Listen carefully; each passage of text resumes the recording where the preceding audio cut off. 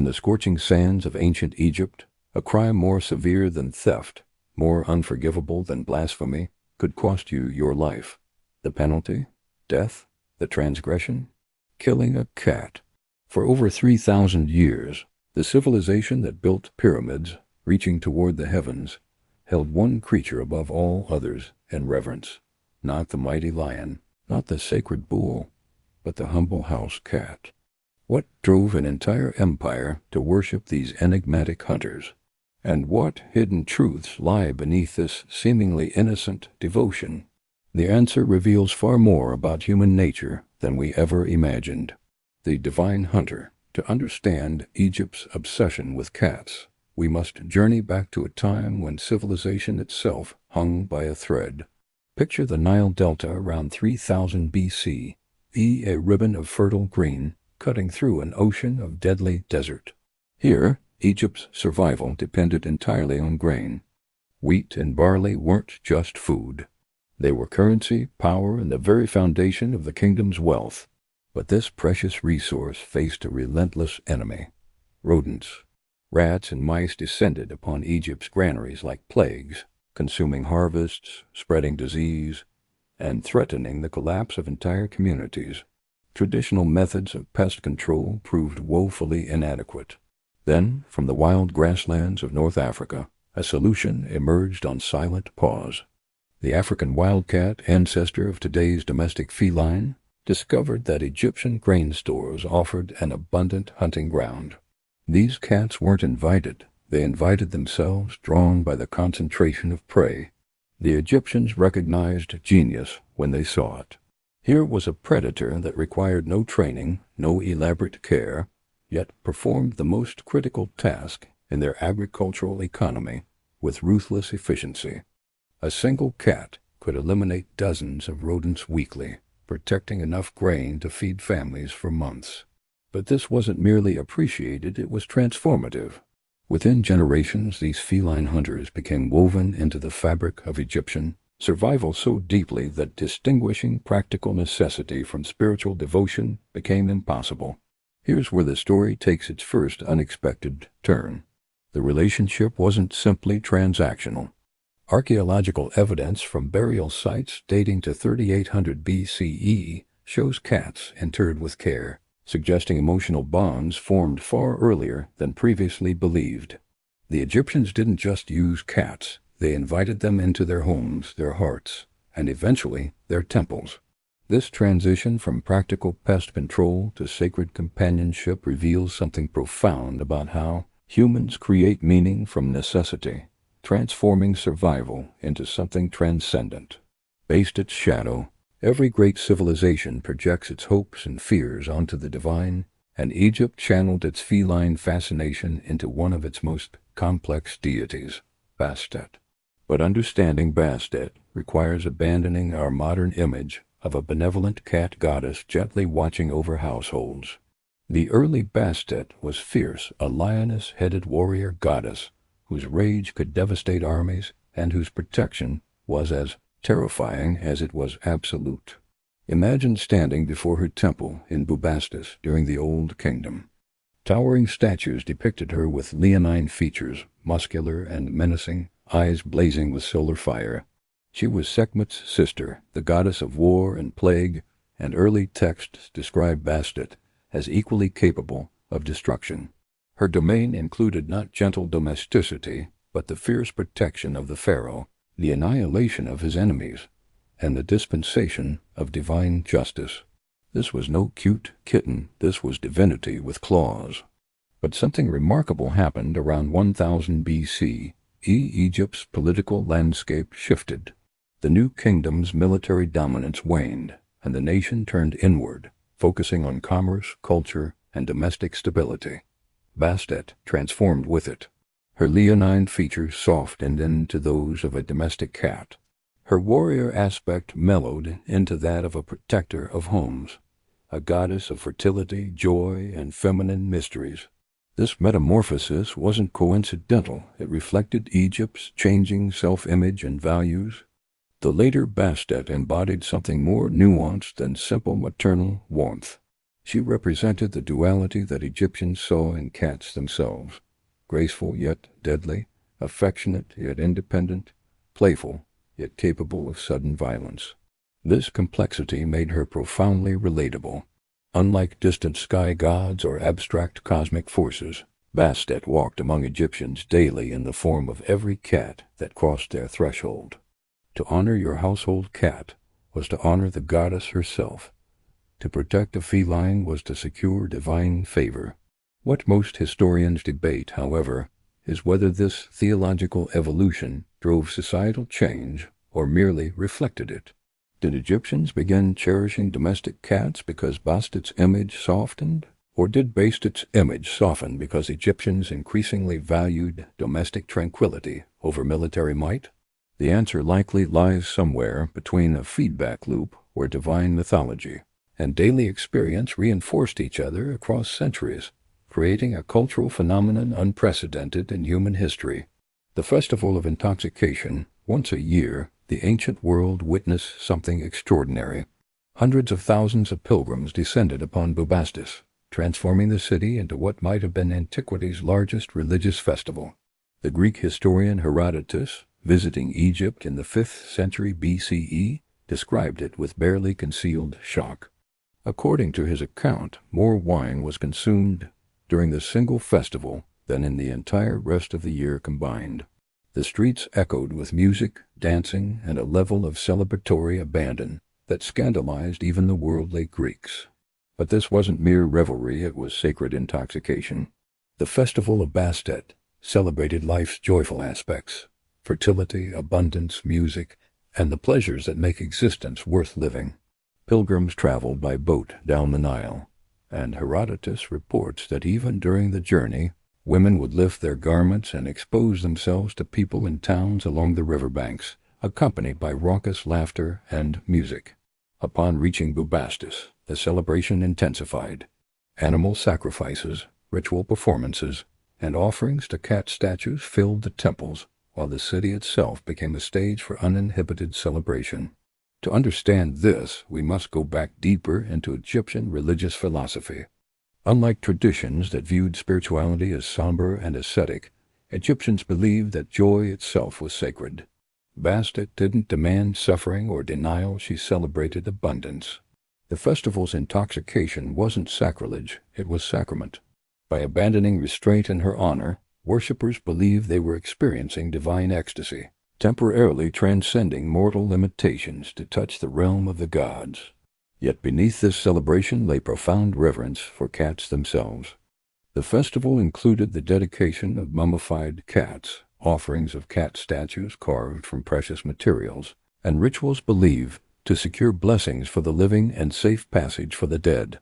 Merchants sold cat amulets, bronze figurines, and other feline-themed objects to pilgrims who carried these sacred souvenirs back to their homes, spreading Bastet's influence throughout Egypt and beyond. What happened next transformed this local celebration into an economic powerhouse. The festival didn't just serve spiritual needs, it created a massive commercial ecosystem. Innkeepers, food vendors, craftsmen, prostitutes, and countless others built livelihoods around the annual influx.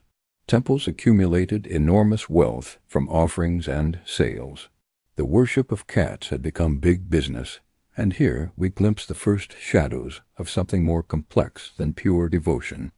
The mummy industry. In 1888, an Egyptian farmer digging in the ancient necropolis of Saqqara made a discovery that would shock the archaeological world.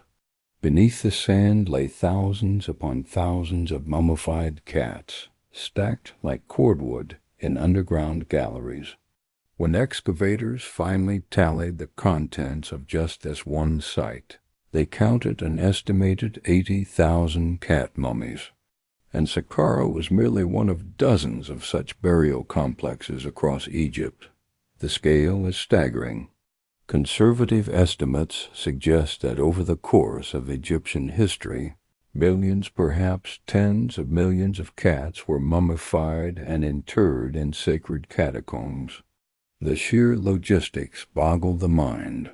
The wrappings, the natron for desiccation, the oils and resins, the labor of priests performing endless rituals. This wasn't just religious devotion, it was industrial-scale sacred production. Here's the part most historians debate. Where did all these cats come from? Household pets that died naturally couldn't possibly account for such numbers. Archaeological analysis reveals a disturbing answer. Many of these mummified cats were kittens, often just weeks old. X-ray examinations show that a significant percentage had broken necks, evidence not of natural death, but of deliberate killing. The uncomfortable truth emerges. Egypt had developed a breeding industry specifically to produce cats for mummification. Imagine the operations necessary for such an enterprise. Cattery facilities, likely adjacent to major temples, bred cats on an unprecedented scale. When pilgrims arrived seeking to make an offering to Bastet, priests could provide a freshly mummified cat for the right price. The economic incentive was enormous. A quality cat mummy could cost the equivalent of several months' wages for a common laborer. For temples, this represented a steady and lucrative revenue stream. But this moment changed everything in how we understand Egyptian cat worship. What began as genuine reverence for a practical helper and spiritual symbol had evolved into something far more mercenary. The mass breeding and killing of cats for profit stands in stark contradiction to the laws supposedly protecting them. This apparent hypocrisy reveals a complex truth. Sacred and commercial interests had become so intertwined that they were essentially inseparable. Some scholars argue this doesn't diminish the spiritual authenticity of Egyptian cat worship. They point out that many ancient religious practices seem contradictory by modern standards, and that ancient peoples compartmentalized such matters differently than we do. Others see it as evidence that economic exploitation corrupted what was once pure devotion. The reality, as always, likely encompasses both truths. Egypt's cat worship was simultaneously genuine spiritual expression and calculated economic enterprise, a duality that makes it more, not less, fascinating. The legal paradox ancient sources tell us that killing a cat in Egypt was punishable by death, yet the archaeological evidence shows systematic killing of cats on an industrial scale. How do we reconcile this contradiction? The answer lies in understanding how ancient Egyptian society constructed categories of sacred and profane, acceptable and forbidden. The Greek historian Diodorus Siculus, writing in the 1st century BCE, recounted witnessing a Roman accidentally kill an Egyptian cat. Despite desperate diplomatic intervention, an angry mob lynched the Roman, demonstrating the deadly seriousness of Egypt's cat protection laws. Similar accounts pepper ancient literature, painting a picture of a society where feline life was valued above human convenience or even human life itself. Yet simultaneously, temple complexes operated breeding facilities that killed thousands of kittens annually. The key distinction appears to be intention and context. Killing a cat for personal reasons or through negligence was murder, a violation of sacred law, punishable by death. But killing a cat as part of religious ritual, particularly if that cat was destined for mummification and eternal service to Bastet, was transformed into a holy act. The same action, framed differently, crossed from capital crime to sacred duty. This legal and ethical paradox reveals how societies create frameworks that allow contradictory practices to coexist. Modern parallels aren't hard to find. cultures that revere certain animals while systematically exploiting others, or that profess values contradicted by their economic practices. Egypt's approach to cats holds up a mirror to persistent patterns in human civilization. Our remarkable ability to compartmentalize, to hold contradictory beliefs simultaneously, and to justify what serves our interests. The broader implications extend beyond cats. Egypt's legal system, considered sophisticated for its era, could adapt divine law to accommodate lucrative temple industries. This flexibility ensured that religious institutions maintained economic power while preserving the mythology of universal cat protection.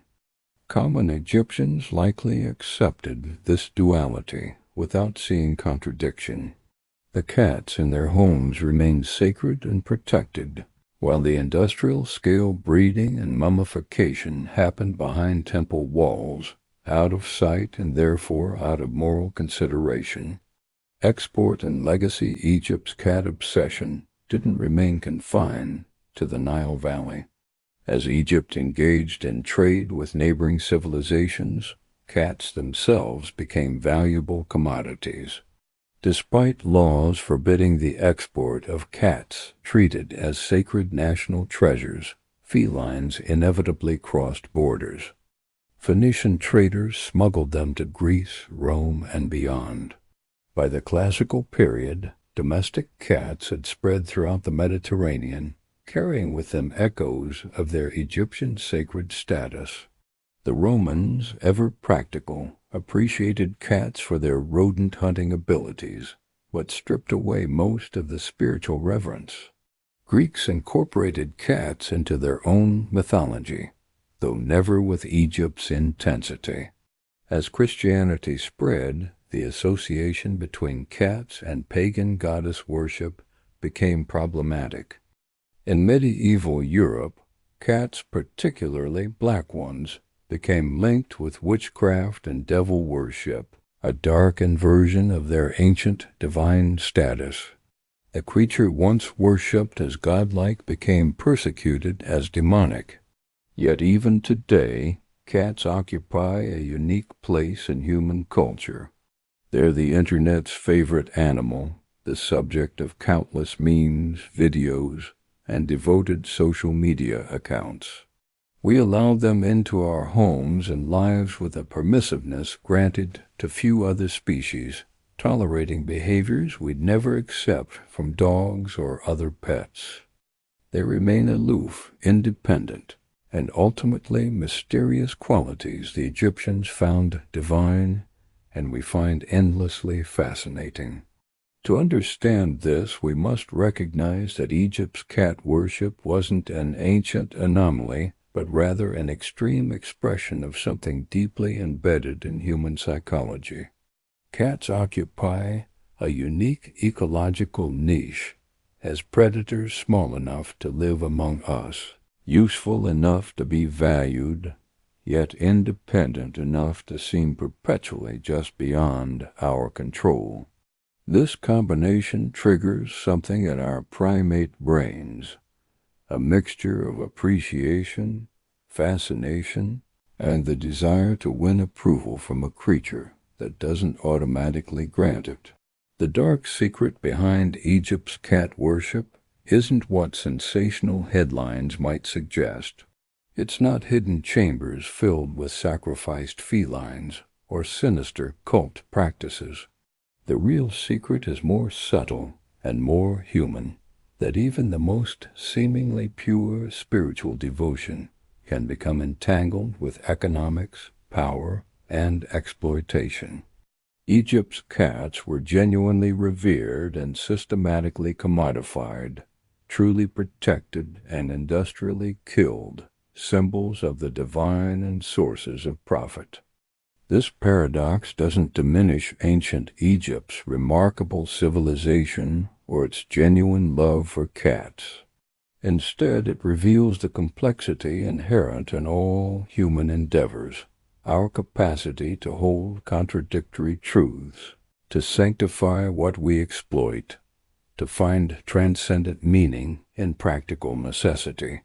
The story of Egypt's cats is ultimately the story of ourselves, creatures striving for the divine while remaining firmly tethered to the material, seeking meaning in a world of competing demands, and creating elaborate systems to reconcile what cannot be reconciled.